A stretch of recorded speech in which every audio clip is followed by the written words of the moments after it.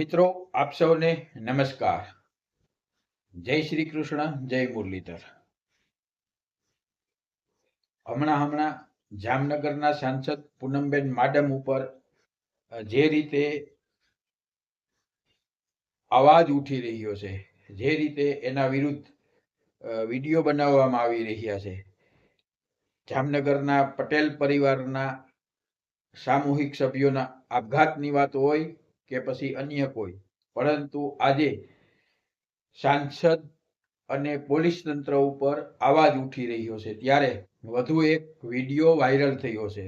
સંધુભાઈ રૂડાસ નામની વ્યક્તિએ પૂનમબેન વિરુદ્ધ એક વિડીયો વાયરલ કર્યો છે. સંધુભાઈ પોતાને સામાજિક કાર્યકર ગણાવે છે અને એણે પૂનમબેન માડમ વિરુદ્ધ એક વિડીયો વાયરલ કર્યો છે. તો મિત્રો, આ વિડીયોનું સત્ય શું છે, હકીકત શું છે, એ તો તપાસ દરમિયાન જ બહાર આવશે. આપણે સંધુભાઈ રૂડા જે વાત કરે છે એને કોઈ સમર્થન આપતા નથી કે એને કોઈ આપણે સાસુ માનતા નથી. એ વિડીયો એ પોતાનો અભિપ્રાય છે, પોતાના રીતે બનાવે છે, એને આપણે કોઈ સમર્થન આપતું નથી.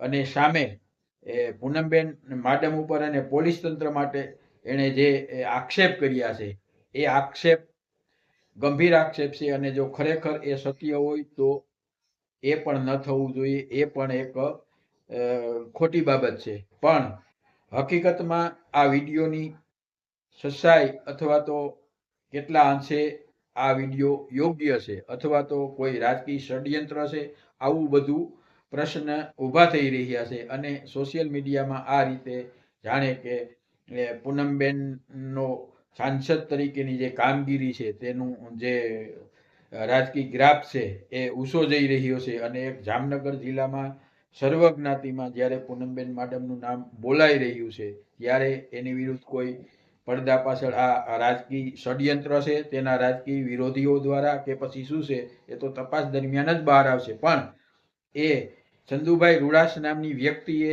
જે વિડીયો વાયરલ કર્યો છે પૂનમબેન વિરુદ્ધ, આવું આપણે તેના થોડા અંશો જોઈએ. પૂનમબેન માડમ એટલે કોણ?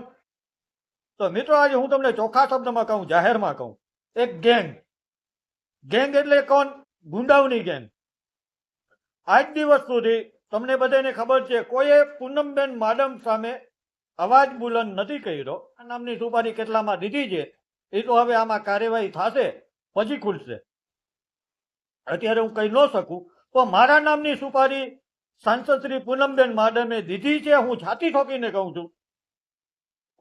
મિત્રો, આ વિડીયોની ખરાઈ આપણે તો ન કરી શકીએ. એ વિડીયોની હકીકતમાં જે ભાઈ બોલે છે એમાં કેટલું સત્ય છે કે શું છે, કે જે કાંઈ આક્ષેપ પ્રતિ આક્ષેપ હોય એ તો તપાસ દરમિયાન બહાર આવે છે. પણ છેલ્લે જોતા જે રાજકીય ફેરફારો થઈ રહ્યા છે, ગુજરાતમાં તાજેતરમાં જે મંત્રીમંડળમાં ફેરફાર થઈ રહ્યા છે, અને જે રીતે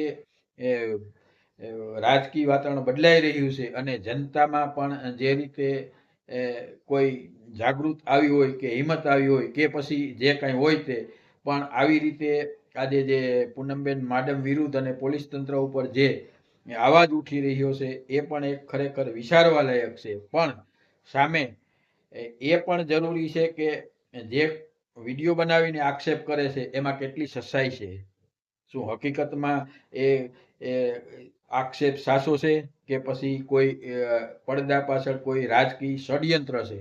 આવું રાજકારણમાં બનતું હોય છે, કારણ કે રાજકીય વિરોધીઓ હોય છે કેટલાક, તેઓ પોતાની રીતે રાજકીય ષડયંત્ર રચીને સમાજનો એક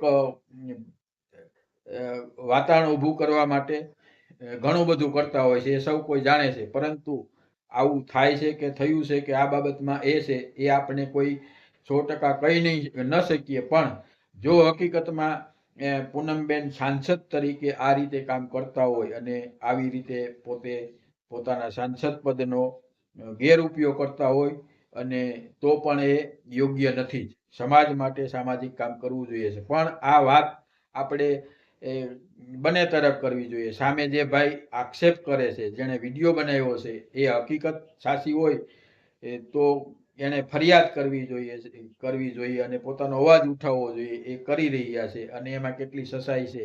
અને જો એ કોઈનો હાથો બનીને અથવા તો કોઈ રાજકીય ષડયંત્રનો ભોગ બનીને આ રીતે એક પ્રતિષ્ઠિત સાંસદ વિરુદ્ધ આવું કોઈ સોશિયલ મીડિયા મારફત કાંઈ સત્ય વિનાની વાત રજૂ કરતા હોય તો પણ ખોટું છે.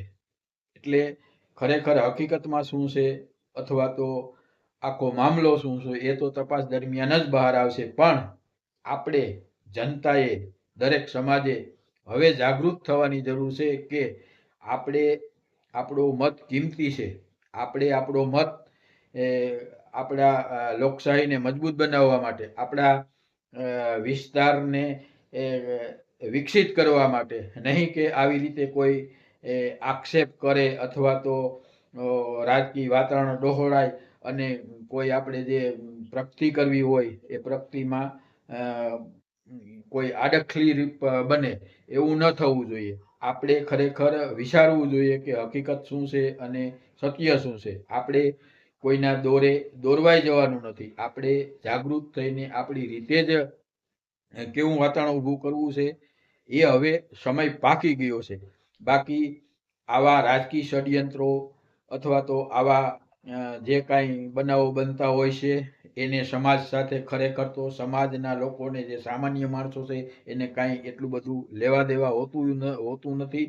અને સમાજની રીતે દરેક સમાજ પોતપોતાની રીતે ભાઈચારો રાખીને, સંબંધ રાખીને જીવતો જ હોય છે. પણ રાજકીય બાબત આવે ત્યારે અમુક જ લોકો હોય છે કે આવો રાજકીય લાભ લેવા માટે, પોતાના સ્વાર્થ માટે ગમે તે રાજકીય ષડયંત્ર કરતા હોય છે. એટલે આપણે જાગૃત થવાનું છે. આપણે એવું કોઈ માની લેવાનું નથી કે આ કોઈ રાજકીય ષડયંત્ર છે કે પછી આ જે કાંઈ થઈ રહ્યું છે એ કોઈ રાજકીય રીતે કોઈને બદનામ કરવાનું છે કે પછી આ હકીકત શું છે એ આપણને કોઈને ખબર નથી અથવા તો જાણતા નથી. અથવા તો જે આમને સામને હશે એ જાણતા હશે. એ બધા જેના ઉપર આક્ષેપ થયા છે સાંસદ પૂનમબેન ઉપર, તો જો પૂનમબેન સામે પ્રતિક્રિયા આપે તો સમાજને જાણ થાય કે હકીકત શું છે.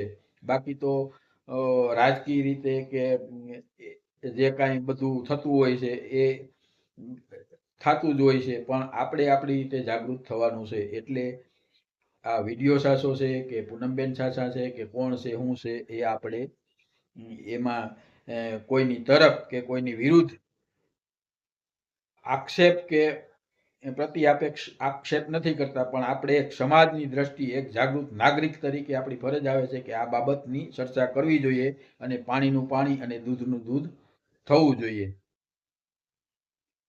મિત્રો, આપ સૌને નમ્ર વિનંતી છે, આપણી આ આહિર દર્પણ ચેનલને તમે સબસ્ક્રાઇબ કરજો, વિડીયોને લાઇક કરજો, શેર કરજો અને કોમેન્ટ કરી તમારા પ્રતિભાવો જરૂરથી જણાવજો.